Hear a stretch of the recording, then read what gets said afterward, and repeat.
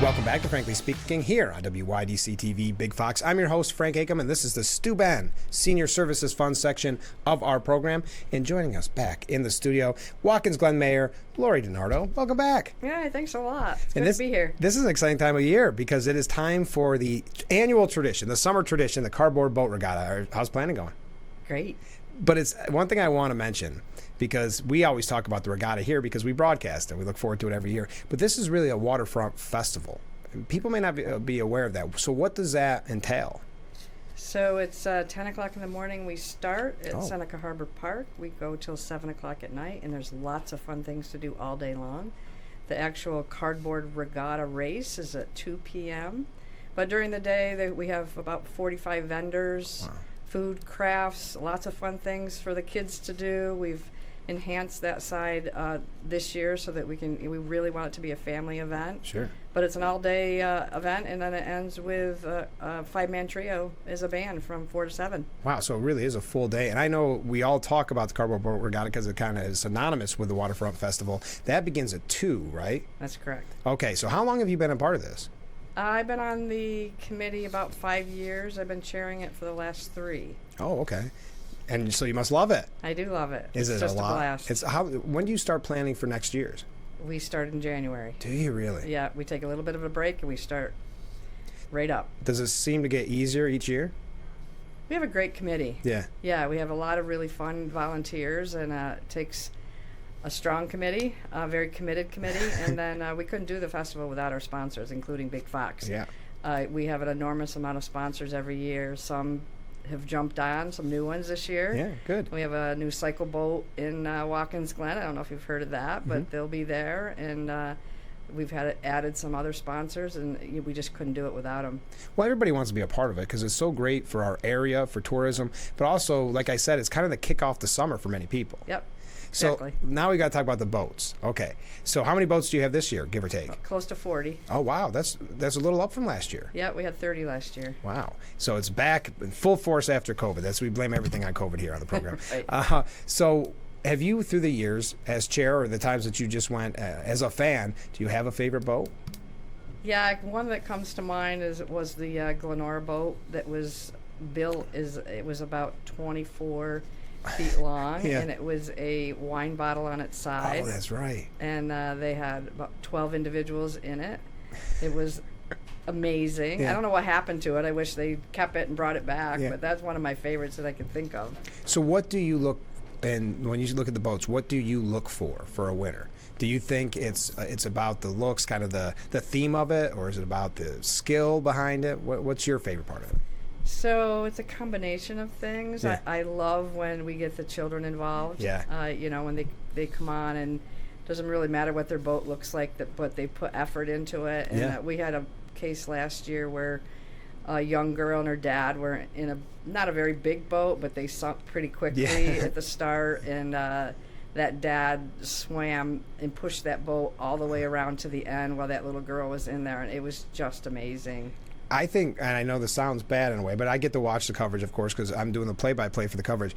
There's something about when they sink right away and they go the whole time that you end up rooting for them by the end, right? Yeah. That's who I would vote for People's Choice, and I wanted to mention that, the vote for People's Choice. So if you go to the Cardboard Boat Regatta, it begins at 2, you get to have a say, you get to have a vote in who the best boat ends up being.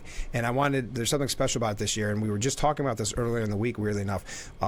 Who is a sponsor? Is that the right term? Where does the People's Choice vote go? That's a better way to put it. So we work with the Schuyler County Suicide Prevention Office, and so the money is donated. They actually split it with our committee because, remember, the festival itself, we don't charge, right. and the parking is free, so we don't charge. We only charge based on boat entries and vendors. So half of that money goes to the committee and half of the money goes to suicide prevention, which is wonderful. That's wonderful. And that's another point that I'd even mentioned. With everything to do this summer, how many things can you go to where you say free? This is it that I know of. Bring your chair, come early, and you got a full day of fun. Well, that's what I was going to ask. What is a tip for someone who has never been to and this is the 31st annual, so shame on you for never being before, but what would you say is a tip for someone that's never been? Come early. The parking around the village is tight anyways. Yeah, sure. So if you can come early, you can park on the side streets and walk in. We do dedicate a number of spots for handicap accessible individuals, which is really important to us as well.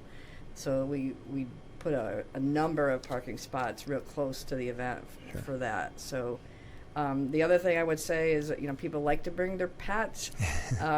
We kind of deter that because the pavement gets really hot. Very hot, yes. And the crowd, we don't really have a great way to measure it. We, say usually it's like 3,000 to 4,000 people. It's an enormous, really fun event. Oh, it's great. And I'm glad you said new this year, even more stuff for the kids. And I would highly recommend that everybody bring their appetite. Yeah, we got some really cool food vendors. We have additional ones this year. We always have our favorites that, come from around, but we have some new ones coming in. We actually had to close off the vendor applications because we're at max. We have no space left. Wow, that's a good problem to have. Yeah. Wow. What's your typical day look like on Cardboard Boat Regatta, or I should say Waterfront Festival Day? Yeah, so it starts tomorrow about 7 a.m. in preparation and setup. And we couldn't do it without, our local police, fire, and BPW. So the village staff help, set things up. The tents will be going up tomorrow. Parking will be closed off. And then Saturday morning, same thing. I'm there about 7. Committee shows up, and we're just rallying to get, everything ready. How many volunteers do you think are involved in all this? We have a committee of about 30. Oh, okay. Yeah, we've added some new ones. People know it's fun. Yeah. We really have a good time. If you're going to be in a committee, you don't very often put committee and fun together. And that's pretty right. rare. Can people still sign up for, not this year, of course, but sign up for the committee? Yeah, sure. Watkins Glen Promotions, that's the entity that has the oversight of the 4 big events in the area, and this being one of them. And we're always looking for volunteers. Right. And there's so much to do. And if you're going to volunteer for something, why not have it be a great day? And they always seem to have such an energy around it. It's such a positive, upbeat energy. What do you think makes the whole day so special? I think expanding it being a family event has been really a positive change. In the past, there wasn't as much to do, if anything, to do, for children. And so we've really enhanced that part. And, I think it's really made a difference from what I can see. And isn't it say something about events like this that are so important in today's culture that brings the community together? Because we've talked about on the program so often where there seems to be that lack of community involvement. And this is an example where the community does really get involved. Yeah, they really do. And I'll tell you, being mayor, I'm so proud of the community. And I love being downtown and talking to people. Of course. And there's really no one that complains about the Waterfront Festival.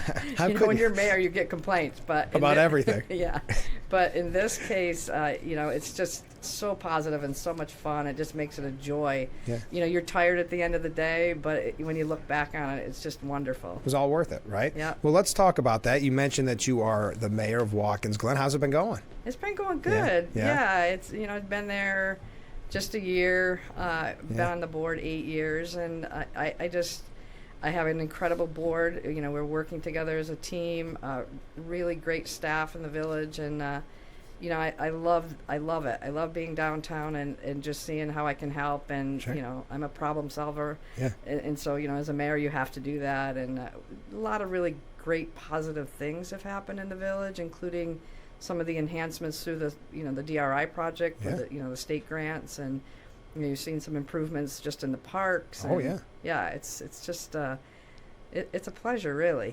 Yeah. Did your time on the board help prepare you for it, or was there a learning curve? Yeah, it's not easy to jump on a board when municipal laws and budgeting is totally nothing that I had done before, and so any experience that you can get there definitely helps you and prepares you. Do you have any exciting projects in store? Well, we're just finishing up some of our final projects with our parks, but the new one coming is a new ADA all-inclusive playground in Clute Park. Oh, what a great idea! Yeah, so that's coming. Break ground probably late summer. It'll go into the winter. Hopefully, it'll be done by the end of this year.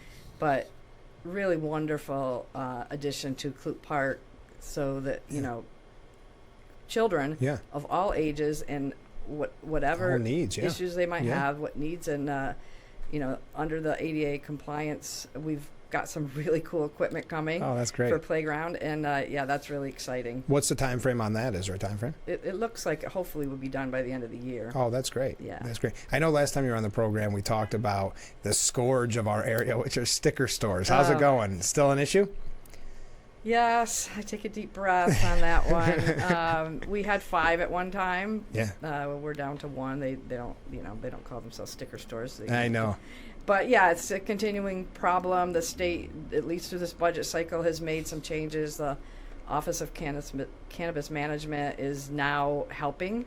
And that's saying something if you've been following it. Yeah, it's been really tough because they put the, they opened up marijuana laws, which is, great. I have nothing against it, but it really turned into the Wild West. It created a nightmare for our little towns. And it sounds like they've got new management in the Office of Cannabis Management, so hopefully that's helpful. I think the biggest problem was, and the people may not realize because they may not even bother them, but it's basically a speakeasy. There's no taxes coming to us, right? And that's the biggest. Yeah. It's a lot of cash too, is what it looks like. Yeah. But that's really remarkable because I know you've been outspoken really from the beginning. So to knock away 4 out of 5 is impressive. Yeah. I've been working hard, and again, we want a licensed dispensary. Mm-hmm. We would welcome it, but it has to be licensed. Yeah. And that's the difference. Yeah. So nothing against cannabis. Yeah, the legal, it's the law, right? Yep. So it's legal, no problem. It's the kind of shady dealings. And like you said, they don't call them sticker stores. I don't even know what they call them anymore. I don't know either. So I probably should have done the research before now. Do you have 2-year terms or 4-year terms? 4-year terms. Oh, good. So you still have plenty of time to get all your, is there any goals you're looking forward to in the next 3.5 years? Yeah, it's always infrastructure. Yeah, it always is. Yeah. So continue to work with the state. Even there's federal money out there to, our water system. We're in the middle of a first phase of a project to upgrade our water system. That's a big one. Yeah. But when you think about our communities and what's underground and how aged our piping, it's just you don't want to think about it. It's an ongoing struggle, and we see it in the winter especially because we get a lot of water breaks and such. But we're working through it. Yeah. That's one thing I would say. And staffing has been pretty steady. I'm really trying to retain police officers. Yes. That's an ongoing struggle because one unit competes after the other. Yes. We have a very busy police department. Yeah. And then the other thing I would say is, and I think all of the communities are dealing with this, is our firefighters. Mm-hmm. They're 100% volunteer, and it's an enormous amount of hours, and you're just not getting the volume of people that volunteer. No. And so how do we plan for that? Because it's really important, obviously. And that goes back to what we were saying about community, the volunteer aspect of things. We've talked about a lot on this program, and there doesn't seem to be that heart to volunteer anymore, and that's why they have the name escapes me, but those great events showing people this is what it's like to be a volunteer fireman and firefighter, and I think more people that realize what it entails would really want to be a part of it because they care about their community at the end of the day. And really targeting the younger generation, even right to the school level, when they're in high school and getting some interest there is really important. But we're just seeing the numbers, and I know all of the mayors I talk to around the area, they're all feeling the same thing. Of course. Now, I'll get away from that because it's all about the fun stuff is what we're talking about. It's the 2024 Watkins Glen Waterfront Festival.